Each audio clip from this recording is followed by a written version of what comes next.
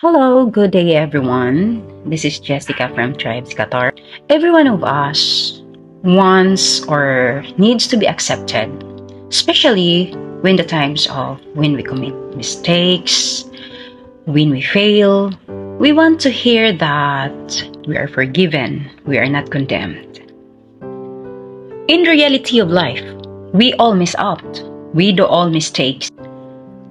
But when we do all fall short of God's perfection, we need to show love and minister to one another.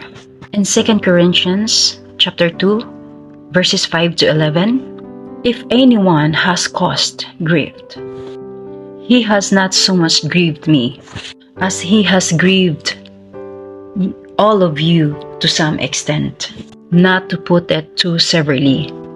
The punishment inflicted on him of the majority is sufficient. Now instead, you ought to forgive him and comfort him, so that he will not be overwhelmed by excessive sorrow. I urge you, therefore, to reaffirm your love for him. The reason I wrote you was to see and if you would stand the test and be obedient in everything. And anyone you forgive, I also forgive. And what I have forgiven, if there was anything to forgive, I have forgiven in the sight of Christ for your sake, that Satan might not outweigh us. We are not unaware of his schemes. In the Corinthian church, someone had sinned and confronted by the group. What was the sin? It was not mentioned.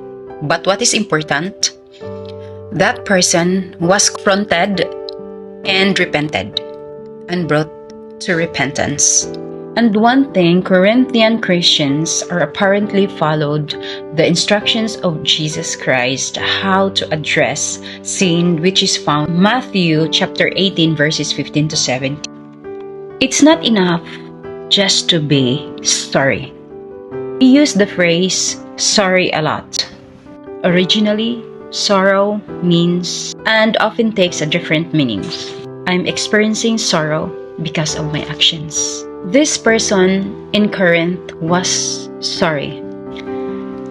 She or he realized what she or he had done and felt sorry for that. That's why as Christians, when we say sorry, I'm sorry, Lord, it should be comes from us, from the bottom of our hearts. It should be heartily asking forgiveness from the Lord. That's so it leads us to repentance.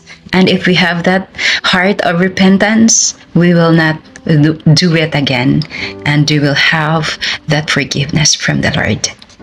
And if we have that godly sorrow, we must repent and changing the direction of our lives, using the restoration instead of rejection. Since the person in Corinth repented, Paul urged to the church of Corinth to heap the guilt tap on him, that he want to reaffirm your love for him. In verse 8, he wanted them to lean and toward restoration, not rejection. What exactly is the restorations? It's a combination of two things. Forgiving because we've been forgiven. And the last one, loving because we've been loved. In verse 8 and 10, so I beg you to reaffirm your love for him. For this is why I wrote, I might test you and know whether you are obedient in everything. Anyone whom you forgive, I also forgive. Indeed, what I have forgiven, if I have forgiven anything, has been for your sake in the presence of Christ. In this world that's full of hate, let's spread love, the love of Christ. God bless everyone.